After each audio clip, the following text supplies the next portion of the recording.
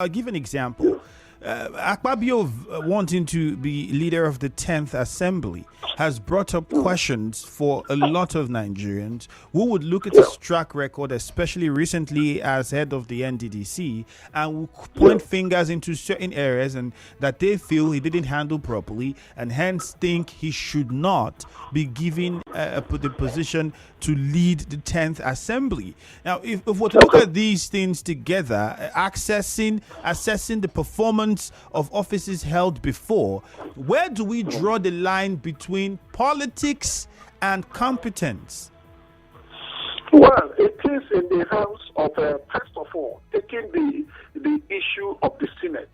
It is in the hands of senators elect to decide, having looked at all the conditions, to decide whether to vote in a competent person or to vote in somebody that have worked just for the party. Because I think very properly that when it has to do with some sensitive issues, particularly the Senate president, some person must be competent and that person also must have worked for the party, so to say. But, the Nigerian factor plays out. Sometimes once you become loyal to your party, whether anybody they are featuring, whether competent or not, is inconsequential. That's just the problem we have in this country. Once you are a party member and your party told a particular line and say, this is the candidate we have in mind, this is the candidate we want to feature in so offices, nobody looks at condition, nobody looks at criteria any longer, nobody looks at competence, nobody looks at qualification. It is no longer a thing to be looked at.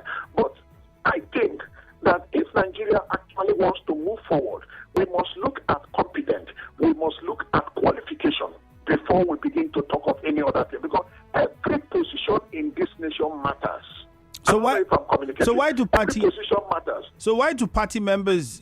We have the syndrome where party members or people who work for candidates in political parties feel that they need to be well positioned in the party after the candidate emerged victorious, and most times appointments seem to be what is used to settle politicians who aided the victory of a candidate.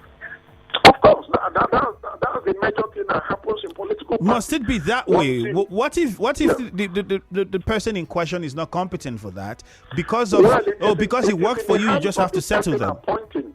Yeah, it is in the hands of the person appointing to decide or not. Whoever the person appoints is final.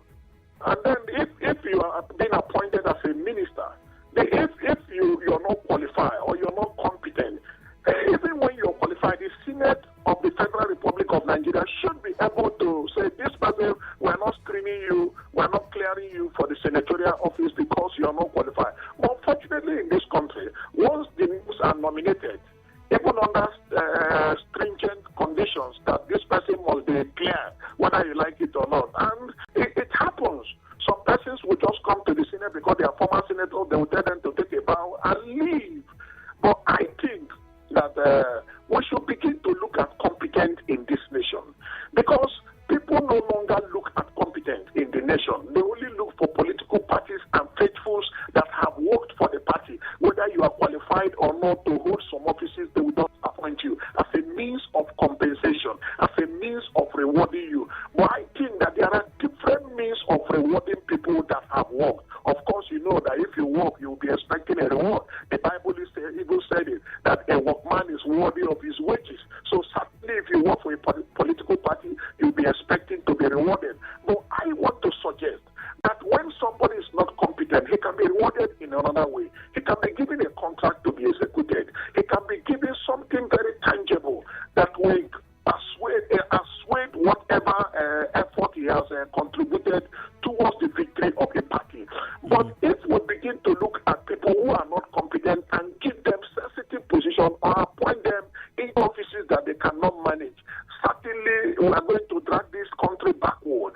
So I think in this incoming administration, my suggestion would be look at competence. Nigeria is already going into entropy.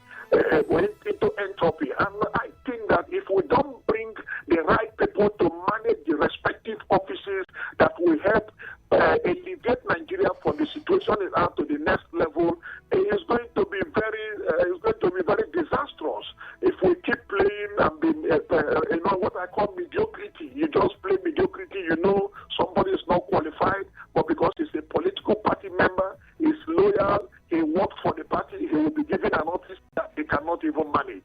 And at the end of this all, we'll be having negative results from those offices.